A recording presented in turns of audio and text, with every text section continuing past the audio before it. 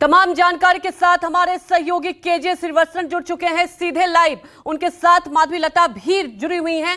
KJ, लेकिन सवाल बहुत महत्वपूर्ण हो जाता है। अब ये चुनाव कुल मिलाकर अगर हैदराबाद की सियासी गलियारी को समझे तो ध्रुवीकरण हो चुका है।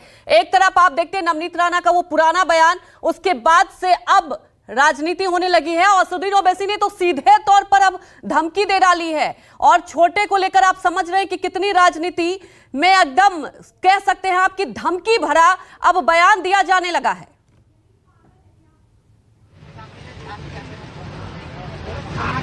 जी बिल्कुल, देखिए ऐसा ही कुछ हैदराबाद की फिजाओं में भी बात चल रही है, जिसको लेकर काफी लोग नाराज भी हैं। माधवी लता हमारे साथ हैं, हम उन्हीं से बातचीत करने की कोशिश करते हैं क्योंकि ये पूरा मामला इन्हीं से जुड़ा है। एक 2 दिन पहले जो बयान आया था उसके बाद ओवैसी साहब का एक बयान आया कि मेरे छोटे को मत छेड़ो, वो शेर है, बाहर निकलेगा तो कुछ भी कर सकता है। वही तो डर है, वो पागल शेर है, बाहर निकले तो कुछ भी कर सकता है। एक शेर का काम मेरे हिसाब से, क्योंकि लोग मुझे भी शेर नहीं कहते हैं और मेरा काम है, मेरा सियासत मेरे लोगों को बचाना, उनके ऊपर गिरकर उनको मार के खाना नहीं है। शेर अपना जंगल को बचा लेता है, यहाँ तो शेर कुछ जंगल के लोगों को खा ले रहा है। लेकिन वो कह रहे हैं कि वो मेरे छोटे को मैं ही समझा सकता हूँ और मैंने ही समझा के बैठा रखा है, चुपचाप बैठा रखा है। क्या कोई मेहरबानी कर रहे हैं लोगों के ऊपर? मेहरबानी कर रहे क्या लोगों के? जिन लोगों के वजह से हम जीतते हैं, जिन लोगों के वजह से हम जीतते हैं, उनके ऊपर एक शेर ना गिर कर खा ले, इसके लिए हम चुप पिटाते हैं। ये बात कहना चाह रहे कोई? ये कहना चाह रहा कोई? भैया मैं आपको एक बात बताती हूँ, जिस दिन सारे आवाम ने तय कर लेंगे ना जिस प्रकार के अन्याय उन पे हो रहा है, तो कोई शेर नहीं, शेर का बाप भी उनका सामना नहीं कर पाएगा। इस वक्त तो आप पब्लिक ट्रांसपोर्ट बस में जा रही हैं, लोगों से मिल रही हैं और पूरे शहर को देखने की कोशिश करी, स्पेशली ओल्ड सिटी को। लेकिन जो नवनीत राणा का बयान था उसको लेकर उन्हें आपत्ति कि ऐसे कैसे बयान दे सकते हैं आपके स्टार प्रचारक आकर।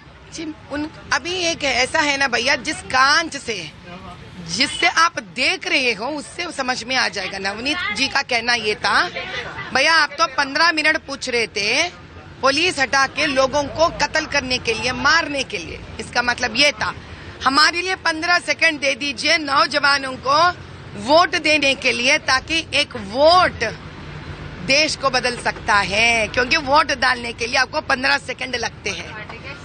15 मिनट देश को शमशान बनाने के लिए एक कह रहे थे और नवनीत जी एक औरत के नाते कह रही थी 15 सेकंड ले लो, हमारे नौजवान आएंगे, वोट डालेंगे, देश को विकसित भारत की तरफ लेके जाएंगे।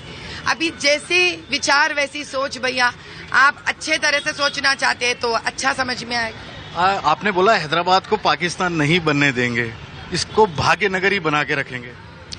भैया इसीलिए क्योंकि आज अगर आप पाकिस्तान की सच्चाई समझ लेंगे तो वहाँ पे इतनी गरीबी है, इतनी बेरोजगारी है कि वहाँ पर बहुत सारे लड़कियां ऐसे रो रही हैं जिनकी कोई फ्यूचर।